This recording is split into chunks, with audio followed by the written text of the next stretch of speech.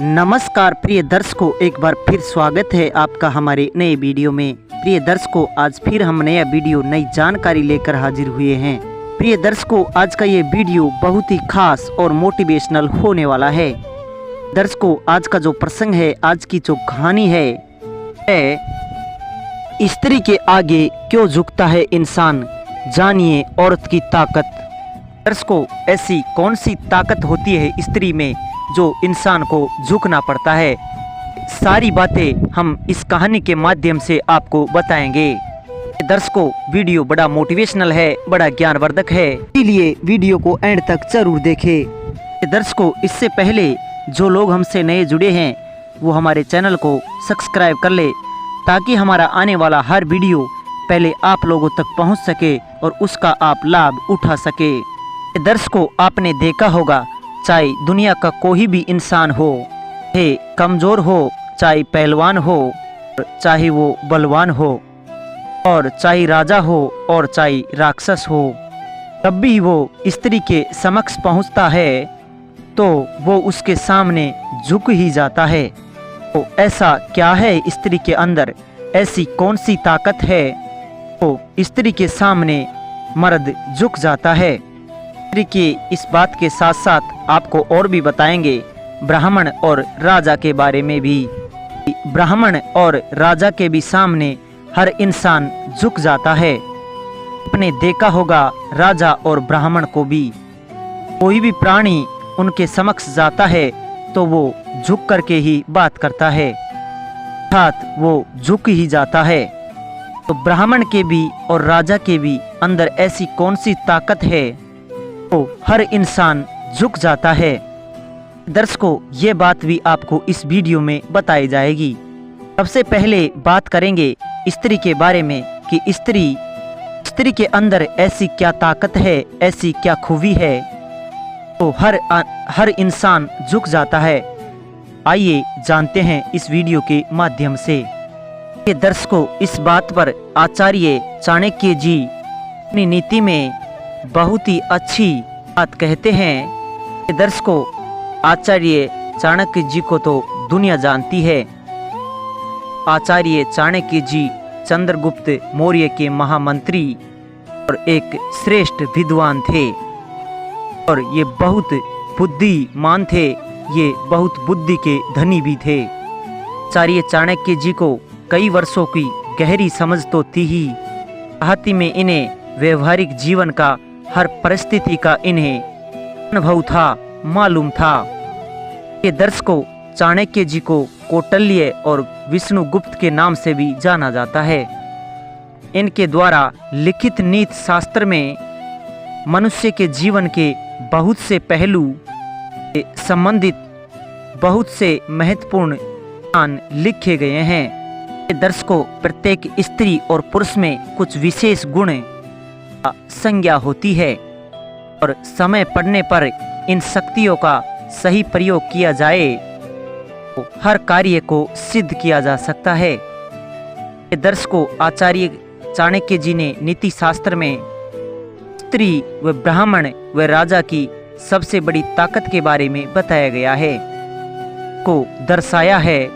तो आइए चलते हैं उन बातों की ओर। इन तीन विषयों पर चाणक्य नीति क्या कहती है, स्त्री के ताकत के बारे में चाणक्य नीति क्या कहती है, ये प्रिय दर्शकों जानते हैं इन महत्वपूर्ण बातों को। ये दर्शकों, स्त्रियों की ताकत क्या है। सर्वप्रथम दर्शकों, स्त्रियों की ताकत है सौंदर्य और वाणी। नीति शास्त्रों के अनुसार किसी भी स्त्री का सौंदर्य और यौवन ही सबसे बड़ी शक्ति होती है, और इसके अलावा स्त्री की मधुर वाणी सबसे बड़ी ताकत होती है। दर्शकों, सौंदर्य कुछ दिनों में समाप्त हो जाता है, लेकिन मधुर वाणी वाली स्त्री हर जगह सम्मान प्राप्त करती है और अपने परिवार का मान भी बढ़ाती है, क्योंकि ऐसी स्त्रियों के आगे बड़े बड़े बलवानों को झुकता देखा है।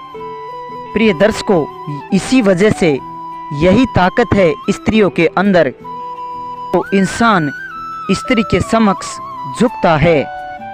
दर्शकों, अब बताते हैं कि ब्राह्मण की सबसे बड़ी ताकत क्या होती है।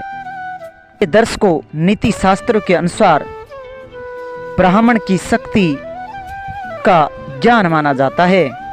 ब्राह्मण अपने ज्ञान के कारण ही समाज में सम्मान का पात्र माना जाता है। ये दर्शकों, किसी ब्राह्मण को जितना अधिक ज्ञान होता है उतना ही उसको अधिक सम्मान प्राप्त होता है। ब्राह्मण के अलावा मनुष्य को ज्ञान ही उसकी सबसे बड़ी ताकत होती है। विषम परिस्थितियों में जब सभी साथ छोड़ देते हैं तब ज्ञान ही उस परिस्थिति से निकलने में मदद करता है। इसीलिए ब्राह्मण के लिए ज्ञान ही उसके जीवन का जमा पूंजी होता है। ये दर्शकों, ब्राह्मण की ताकत क्या है? उसका सबसे बड़ा ज्ञान। प्रिय दर्शकों, अब बात करते हैं राजा की ताकत के बारे में कि राजा के अंदर ऐसी कौन सी ताकत होती है। प्रिय दर्शकों, राजा के अंदर बड़ी ताकत होती है उसका बाहुबल। आचार्य चाणक्य नीति जी कहते हैं किसी भी राजा की सबसे बड़ी शक्ति होती है का स्वयं का बाहुबल होता है। राजा के कई मंत्री और साहेब होते हैं, आपने देखा होगा। लेकिन जब राजा स्वयं कमजोर हो तो वो शासन नहीं कर सकता है। इसीलिए प्रजा के साथ अपने अधीनस्थ लोगों और सभी व्यवस्थाओं को सुचारू रूप से चलाने के लिए राजा का ताकतवर होना अति आवश्यक होता है, अति अनिवार्य होता है। प्रिय दर्शकों, राजा की ताकत होती है सबसे बड़ी उसका बाहुबल। अगर बाहुबल जिस राजा के अंदर नहीं होगा, स्वयं में शक्ति नहीं होगी, स्वयं का बाहुबल नहीं होगा, तो वह राजा जो है एक दिन राज्य चलाने में हार जाएगा, यानी वो धोखा खा जाएगा। प्रिय दर्शकों, अब तो आप जान ही गए होंगे स्त्री की सबसे बड़ी ताकत क्या है। कहने का मतलब है स्त्री की सबसे बड़ी ताकत उसका सौंदर्य एवं उसकी मीठी बोली होती है। और ब्राह्मण की सबसे बड़ी ताकत है उसका ज्ञान। ब्राह्मण की सबसे बड़ी ताकत उसका ज्ञान ही होता है। प्रिय दर्शकों, और राजा की सबसे बड़ी ताकत होती है उसका बाहुबल। उसका बाहुबल होना अति आवश्यक है। दर्शकों, राजा का बाहुबल होना अति आवश्यक है। राजा बाहुबल होता है जाकर ही उसका राज्य करना श्रेष्ठ माना जाता है। प्रिय दर्शकों, अब तो आपके ये समझ आ गया होगा कि स्त्री के आगे आखिर मर्द क्यों झुकता है। स्त्री के आगे मर्द इसीलिए झुकता है क्योंकि उसका सौंदर्य और उसका यौवन और उसकी मीठी बोली के कारण ही मर्द झुकना पड़ता है, मर्द को झुकना पड़ता है। दर्शकों, हमारी ये कहानी यहाँ पर समाप्त होती है। हम उम्मीद करते हैं कि आपकी आज की ये कहानी आपको बेहद पसंद आई होगी और इससे आपको कुछ शिक्षा भी मिली होगी।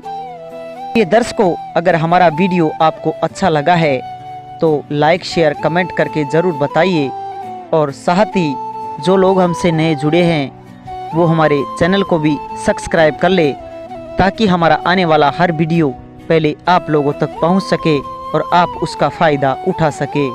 ये दर्शकों, मिलते हैं जल्दी नए वीडियो में। जी नमस्कार, धन्यवाद।